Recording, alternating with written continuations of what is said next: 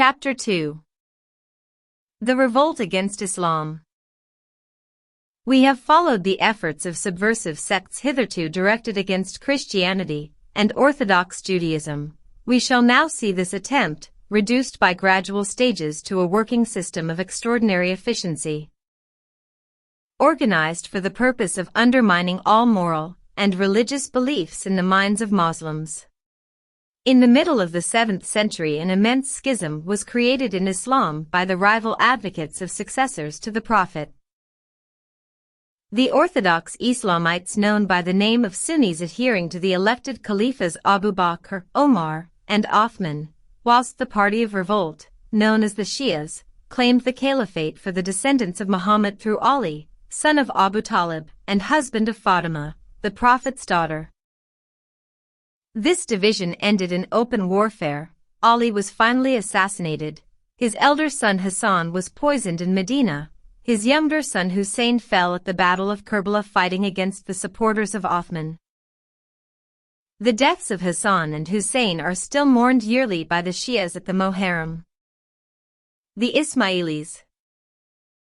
The Shias themselves split again over the question of Ali's successors into 4 factions, the fourth of which divided again into 2 further sects.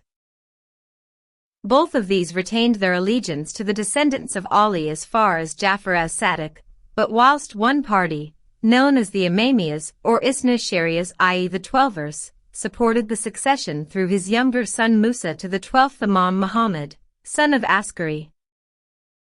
The Ismailis, or Seveners, adhered to Ismail, the elder son of Jafar as-Sadiq. The successors of the Prophet. So far, however, in spite of divisions, no body of Shias had ever deviated from the fundamental doctrines of Islamism, but merely claimed that these had been handed down through a different line from that recognized by the Sunnis. The earliest Ismailis, who formed themselves into a party at about the time of the death of Muhammad, son of Ismail, i.e. Cirque, AD 770, still remained believers, declaring only that the true teaching of the Prophet had descended to Muhammad, who was not dead, but would return in the fullness of time, and that he was the Mahdi whom Muslims must await. But in about AD 873, an intriguer of extraordinary subtlety succeeded in capturing the movement, which, hitherto merely schismatic, now became definitely subversive, not only of Islamism, but of all religious belief. This man, Abdullah ibn Maim, the son of a learned and free-thinking doctor in southern Persia, brought up in the doctrines of Gnostic dualism, and profoundly versed in all religions, was in reality, like his father, a pure materialist. By professing adherence to the creed of Orthodox Shiism, and proclaiming a knowledge of the mystic doctrines which the Ismailis believed to have descended through Ismail to his son Muhammad, Abdullah succeeded in placing himself at the head of the Ismailis. His advocacy of Ismail was thus merely a mask, his real aim being materialism, which he now proceeded to make into a system by founding a sect known as the Batinis with 7 degrees of initiation.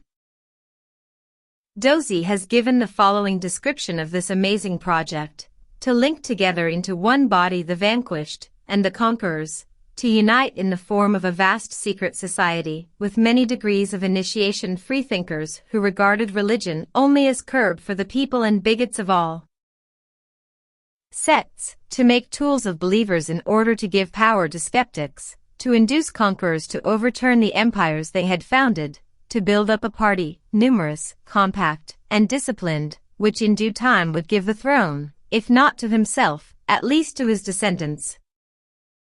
Such was Abdullah ibn Maim's general aim, an extraordinary conception, which he worked out with marvelous tact, incomparable skill, and profound knowledge of the human heart. The means which he adopted were devised with diabolical cunning. It was not among the Shurites that he sought his true supporters, but among the Gebers, the Manichaeans, the pagans of Haran, and the students of Greek philosophy. On the last alone could he rely, to them alone could he gradually unfold the final mystery, and reveal that imams, religions, and morality were nothing but an imposture and an absurdity. The rest of mankind, the asses, as Abdullah called them, were incapable of understanding such doctrines. But to gain his end he by no means disdained their aid. On the contrary, he solicited it, but he took care to initiate devout and lowly souls only in the first grades of the sect. His missionaries, who were inculcated with the idea that their first duty was to conceal their true sentiments and adapt themselves to the views of their auditors, appeared in many guises and spoke, as it were, in a different language to each class. They won over the ignorant vulgar by feats of legerdemain, which passed for miracles, or excited their curiosity by enigmatical discourse. In the presence of the devout they assumed the mask of virtue and piety. With mystics they were mystical, and unfolded the inner meanings of phenomena, or explained allegories, and the figurative sense of the allegories themselves. By means such as these the extraordinary result was brought about that a multitude of men of diverse beliefs were all working together for an object known only to a few of them. I quote this passage at length, because it is of immense importance in throwing a light on the organization of modern secret societies. It does not matter what the end may be, whether political, social, or religious, the system remains the same, the setting in motion of a vast number of people and making them work in a cause unknown to them. That this was the method adopted by Weishaupt in organizing the Illuminati, and that it came to him from the East will be shown later on. We shall now see how the system of the philosopher Abdullah paved the way for bloodshed by the most terrible sect the world had ever seen. The Karmathites. The first open acts of violence resulting from the doctrines of Abdullah were carried out by the Karmathites, a new development of the Ismailis. Amongst the many deists sent out by the leader, which included his son Ahmed, and Ahmed's son was the Dai Hossein Awazi, Abdullah's envoy to Iraq and Persia, who initiated a certain Hamdan surnamed Karmath into the secrets of the sect. Karmath, who was a born intriguer and believed in nothing, became the leader of the Karmathites in Arabia, where a number of Arabs were soon enlisted in the society. With extraordinary skill he succeeded in persuading these dupes to make over all their money to him, first by means of small contributions, later by larger sums. Until at last he convinced them of the advantages of abolishing all private property and establishing the system of the community of goods and wives. This principle was enforced by the passage of the Quran, "Remember the grace of God, and that whilst you were enemies, He has united your hearts, so that by His grace you have become brothers." De Sacy thus transcribes the methods employed as given by the historian Noweri, when Karmath had succeeded in establishing all this, and everyone had agreed to conform to it. He ordered the dais to assemble all the women on a certain night, so that they should mingle promiscuously with all the men. This, he said, was perfection and the last degree of friendship and fraternal union. Often a husband led his wife and presented her himself to one of his brothers, when that gave him pleasure. When he, Karmath, saw that he had become absolute master of their minds, had assured himself of their obedience, and found out the degree of their intelligence and discernment, he began to lead them quite astray. He put before them arguments borrowed from the doctrines of the dualists. They fell in easily with all that he proposed, and then he took away from them all religion, and released them from all those duties of piety, devotion, and the fear of God that he prescribed for them in the beginning. He permitted them pillage, and every sort of immoral license, and taught them to throw off the yoke of prayer, fasting, and other precepts. He taught them that they were held by no obligations, and that they could pillage the goods, and shed the blood of their adversaries with impunity, that the knowledge of the Master of Truth to whom he had called them took the place of everything else, and that with this knowledge they need no longer fear sin or punishment.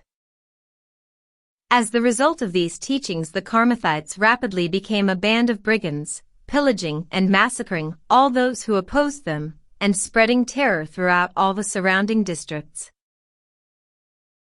Peaceful fraternity was thus turned into a wild lust for conquest. The Karmathites succeeded in dominating a great part of Arabia and the mouth of the Euphrates, and in AD 920 extended their ravages westwards. They took possession of the holy city of Mecca, in the defense of which 30,000 Muslims fell. For a whole century, says von Hammer, the pernicious doctrines of Karmath raged with fire and sword in the very bosom of Islamism, until the widespread conflagration was extinguished in blood.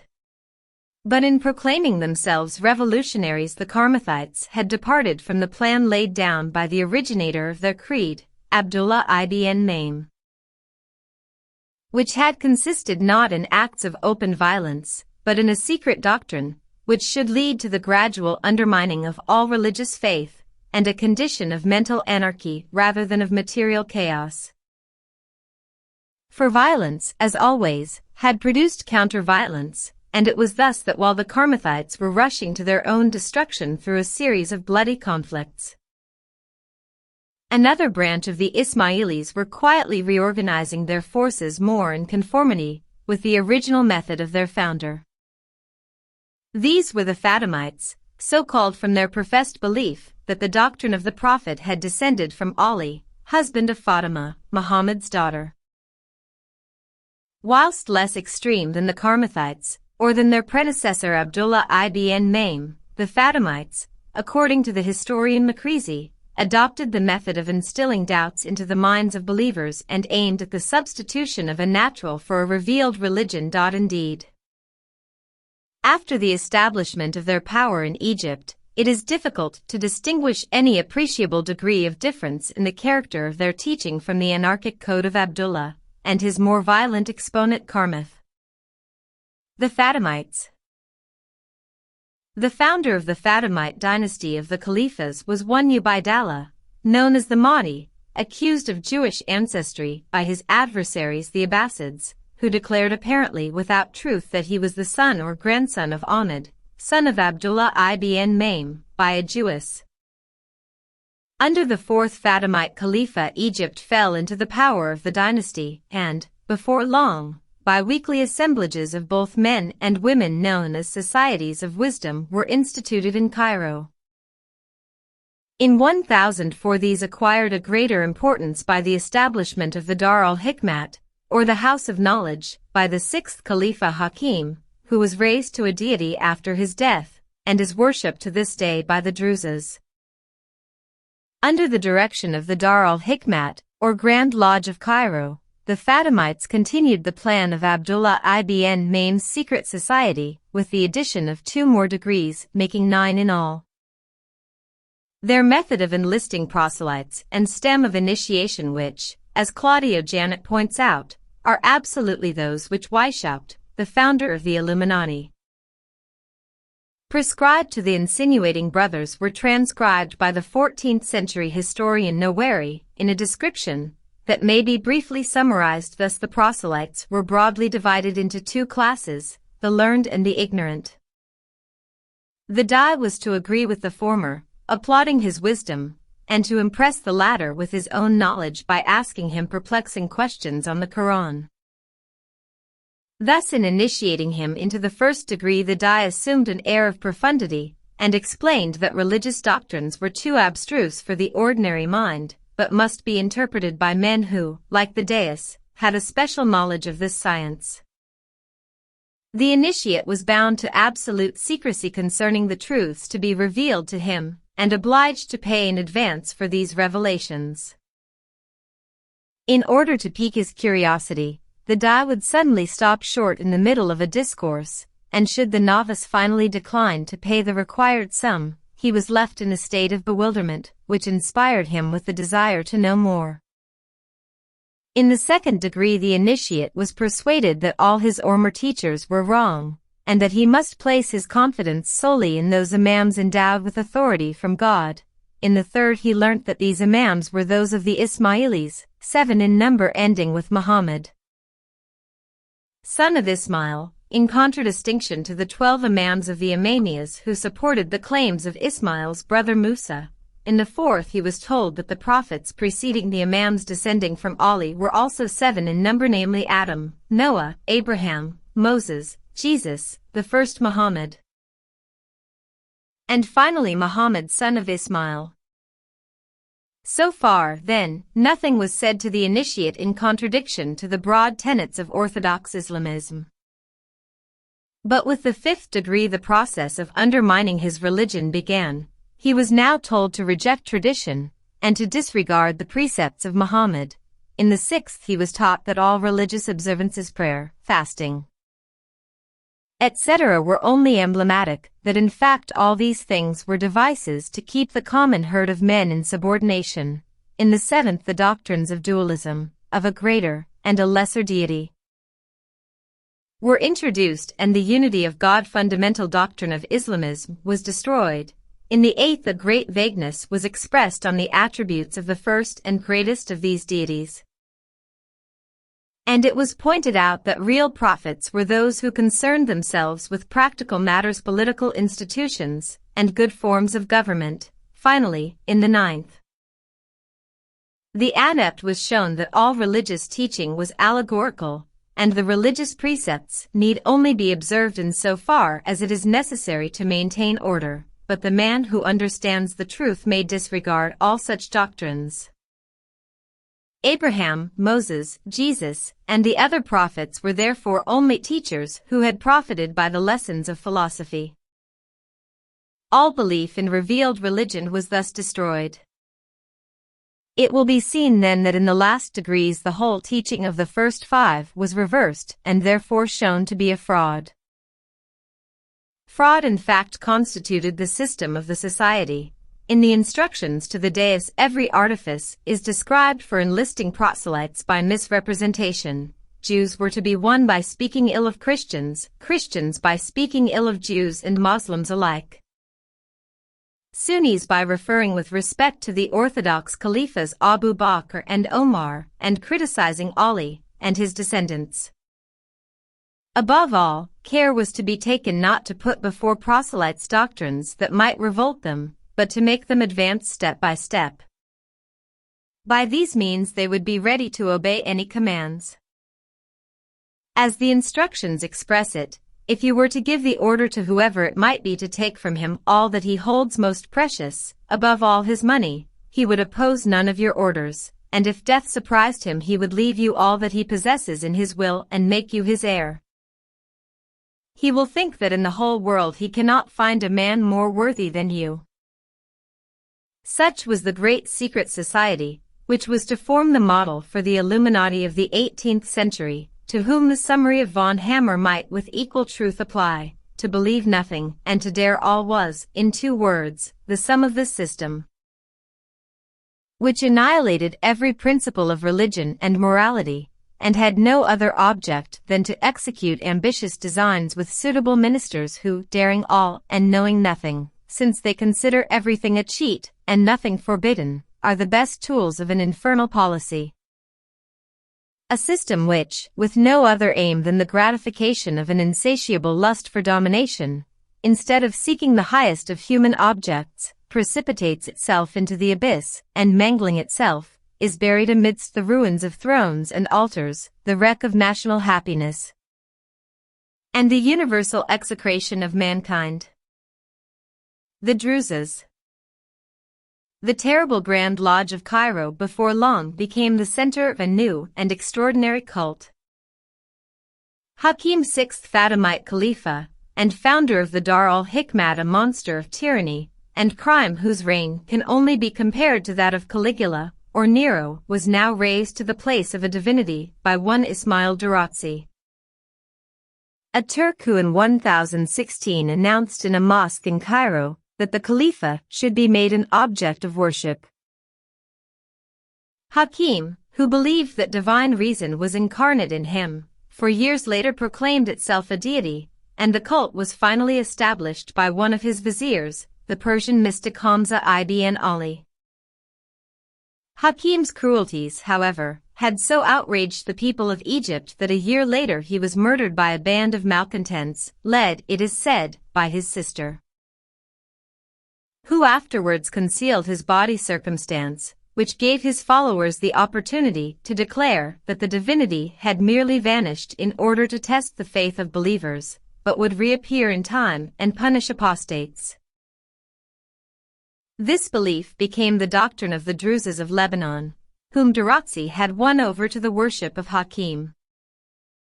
It is unnecessary to enter into the details of this strange religion, which still persists today in the range of Lebanon. Suffice it to say that, although the outcome of the Ismailis, the Druses do not appear to have embraced the materialism of Abdullah ibn Maim, but to have grafted on a primitive form of nature worship, and of Sabaism, the avowed belief of the Ismailis in the dynasty of Ali and his successors, and beyond this an abstruse, esoteric creed concerning the nature of the supreme deity. God they declare to be universal reason, who manifests himself by a series of avatars. Hakim was the last of the divine embodiments, and when evil and misery have increased to the predestined height he will again appear, to conquer the world, and to make his religion supreme. It is, however, as a secret society that the Druses enter into the scope of this book, for their organization presents several analogies with that which we now know as Masonic. Instead of the 9 degrees instituted by the Lodge of Cairo, the Druses are divided into only 3 profanes, aspirants, and wise, to whom their doctrines are gradually unfolded under seal of the strictest secrecy, to ensure which signs and passwords are employed after the manner of Freemasonry. A certain degree of duplicity appears to enter into their scheme, much resembling that enjoined to the Ismaili dais when enlisting proselytes belonging to other religions. Thus, in talking to Mohammedans, the Druses profess to be followers of the Prophet. With Christians, they pretend to hold the doctrines of Christianity, an attitude they defend on the score that it is unlawful to reveal the secret dogmas of their creed to a black or unbeliever. The Druses are in the habit of holding meetings where, as in the Dar al-Hikmat, both men and women assemble and religious and political questions are discussed. The uninitiated, however, are allowed to exercise no influence on decisions which are reached by the inner circle, to which only the wise are admitted. The resemblance between this organization and that of Grand Orient Freemasonry is clearly apparent. The Druses also have modes of recognition, which are common to Freemasonry, and M. Akil Laurent has observed, the formula, or catechism of the Druses resembles that of the Freemasons. One can learn it only from the Akils, or Akels equals intelligent, a small group of higher initiates, who only reveal its mysteries after having subjected one to tests, and made one take terrible oaths. I shall refer again later in this book to the affinity between the Druses and Freemasons of the Grand Orient. The Assassins. It will be seen that the Druses, distinguishing themselves from other Ismaili sects by their worship of Hakim, yet retaining genuine religious beliefs, had not carried on the atheistical tradition of Abdullah ibn Maim and of the Grand Lodge of Cairo. But this tradition was to find in 1090 an exponent in the Persian Hassan Saba, a native of Khorasan, the son of Ali, a strict Shia, who, finding himself suspected heretical ideas, ended by declaring himself a Sunni. Hassan, brought up in this atmosphere of duplicity, was therefore well fitted to play the Machiavellian role of an Ismaili Dai. Von Hammer regards Hassan as a mighty genius, one of a splendid triad, of which the 2 others were his schoolfellows, the poet Omar Khayyam and Nizam ul-Mulk, Grand Vizier under the Seljuk Sultan, Malik Shah. Hassan, having through the protection of Nizam ul-Mulk secured titles and revenues, and finally risen to office at the court of the Sultan, attempted to supplant his benefactor, and eventually retired in disgrace, vowing vengeance against the Sultan and Vizier. At this juncture he encountered several Ismailis, one of whom, a Dai named Mamun, finally converted him to the principles of his sect, and Hassan, declaring himself now to be a convinced adherent of the Fatimite Caliphs, journeyed to Cairo, where he was received with honor by the Dar al-Hikmat, and also by the Khalifa Mustansir, to whom he became counselor. But his intrigues once more involving him in disgrace, he fled to Aleppo, and laid the foundations of his new sect. After enlisting proselytes in Baghdad, Ispahan, Khuzestan, and Damaghan, he succeeded in obtaining by strategy the fortress of Alamut in Persia on the Caspian Sea, where he completed the plans for his great secret society, which was to become forever infamous under the name of the Hashishian, or Assassins. Under the pretense of belief in the doctrines of Islam, and also of adherence to the Ismaili line of succession from the Prophet, Hassan Saba now set out to pave his way to power, and in order to achieve this, and adopted the same method as Abdullah ibn Maim. But the terrible efficiency of Hassan's society consisted in the fact that a system of physical force was now organized in a manner undreamt of by his predecessor. As von Hammer has observed in an admirable passage, opinions are powerless, so long as they only confuse the brain, without arming the hand. Skepticism and freethinking, as long as they occupied only the minds of the indolent and philosophical, have caused the ruin of no throne, for which purpose religious and political fanaticism are the strongest levers in the hands of nations. It is nothing to the ambitious man what people believe, but it is everything to know how he may turn them for the execution of his projects. Thus, as in the case of the French Revolution, whose first movers, von Hammer also observes, were the tools or leaders of secret societies. It was not mere theory, but the method of enlisting numerous dupes and placing weapons in their hands that brought about the terror of the assassins 6 centuries before that of their spiritual descendants, the Jacobins of 1793. Taking as his groundwork the organization of the Grand Lodge of Cairo, Hassan reduced the 9 degrees to their original number of 7, but these now received a definite nomenclature, and included not only real initiates, but active agents. Descending downwards, the degrees of the assassins were thus as follows. First, the Grand Master, known as the Sheikh al-Jabal, or Old Man of the Mountain Dash, owing to the fact that the order always possessed itself of castles in mountainous regions. Second, the Dale Kabir or Grand Priors. Third, the fully initiated Deis, religious nuncios and political emissaries. Fourth, the Rafiqs or associates, in training for the higher degrees. Fifth, the Fades or devoted, who undertook to deliver the secret blow on which their superiors had decided. Sixth, the Laicus, or lay brothers, and lastly the common people, who were to be simply blind instruments. If the equivalents to the words Dai, Rafiqs, and Fades given by von Hammer and Dr. Bussell as master masons, fellow crafts, and entered apprentices are accepted, an interesting analogy with the degrees Freemasonry is provided.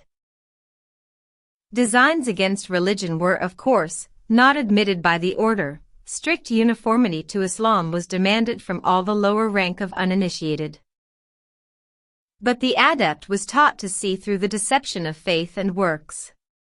He believed in nothing and recognized that all acts or means were indifferent and the secular end alone to be considered. Thus the final object was domination by a few men consumed with the lust of power under the cloak of religion and piety, and the method by which this was to be established was the wholesale assassination of those who opposed them. In order to stimulate the energy of the Fades, who were required to carry out these crimes, the superiors of the order had recourse to an ingenious system of delusion. Throughout the territory occupied by the assassins were exquisite gardens with fruit trees, bowers of roses, and sparkling streams. Here are arranged luxurious resting places with Persian carpets and soft divans, around which hovered black-eyed houris bearing wine in gold and silver drinking vessels, whilst soft music mingled with the murmuring water and the song of birds. The young man whom the assassins desired to train for a career of crime was introduced to the Grand Master of the order, and intoxicated with hashish, hence the name Hashishian applied to the sect, from which the word assassin is derived. Under the brief spell of unconsciousness induced by this seductive drug, the prospective Fadai was then carried into the garden, where on awaking he believed himself to be in paradise. After enjoying all its delights, he was given a fresh dose of the opiate, and, once more unconscious, was transported back to the presence of the Grand Master, who assured him that he had never left his side, but had merely experienced a foretaste of the paradise that awaited him if he obeyed the orders of his chiefs. The neophyte, thus spurred on by the belief that he was carrying out the commands of the Prophet, who would reward him with eternal bliss, eagerly entered into the schemes laid down for him and devoted his life to murder. Thus, by the lure of paradise, the assassins enlisted instruments for their criminal work and established a system of organized murder on a basis of religious fervor. Nothing is true and all is allowed was the ground of their secret doctrine, which, however, being imparted but to few and concealed under the veil of the most austere religionism and piety, restrained the mind under the yoke of blind obedience. To the outside world all this remained a profound mystery. Fidelity to Islam was proclaimed as the fundamental doctrine of the sect. And when the envoy of Sultan Sajar was sent to collect information on the religious beliefs of the order, he was met with the assurance, "We believe in the unity of God, and consider that only as true wisdom which accords with his word and the commands of the Prophet." Von Hammer. Answering the possible contention that, as in the case of the Templars and the Bavarian Illuminati, these methods of deception might be declared a calumny on the order, points out that in the case of the assassins no possible doubt existed, for their secret doctrines were eventually revealed by the leaders themselves, first by Hassan II, the third successor of Hassan Saba, and later by Jalaluddin Hassan, who publicly anathematized the founders of the sect and ordered the burning of the books that contained their designs against religion, a proceeding which, however, appears to have been a strategical maneuver for restoring confidence in the order and enabling him to continue the work of subversion and crime. A veritable reign of terror was thus established throughout the East. The Rafiqs and Fatimes spread themselves in troops over the whole of Asia and darkened the face of the earth, and in the annals of the assassins is found the chronological enumeration of celebrated men of all nations who have fallen the victims of the Ismailis, to the joy of their murderers and the sorrow of the world. Inevitably, this long and systematic indulgence in bloodlust recoiled on the heads of the leaders, and the assassins, like the terrorists of France, ended by turning on each other. The old man of the mountain himself was murdered by his brother-in-law and his son Muhammad. Muhammad, in his turn, whilst aiming at the life of his son Jalaluddin, was anticipated by him with poison, which murder was again avenged by poison, so that from Hassan the Illuminator down to the last of his line the Grand Masters fell by the hands of their next of kin. And poison and the dagger prepared the grave which the order had opened for so many. Finally, in 1256, the conquering hordes of the Mongol Mangda Khan swept away the dynasty of the assassins. But, although as reigning powers the assassins and Fatimites ceased to exist, the sects from which they derived have continued up to the present day. Still, every year at the celebration of the Muharram, the Shias beat their breasts and besprinkle themselves with blood, calling aloud on the martyred heroes Hassan and Hussein. The Druses of the Lebanon still await the return of Hakim, and in that inscrutable East, the cradle of all the mysteries, the profoundest European adept of secret society intrigue may find himself outdistanced by past masters in the art in which he believed himself proficient. The sect of Hassan Saba was the supreme model on which all systems of organized murder working through fanaticism, such as the Carbonari and the Irish Republican Brotherhood, were based, and the signs, the symbols, the initiations, of the Grand Lodge of Cairo formed the groundwork for the great secret societies of Europe. How came this system to be transported to the West? By what channel did the ideas of these succeeding Eastern sects penetrate to the Christian world? In order to answer this question, we must turn to the history of the Crusades.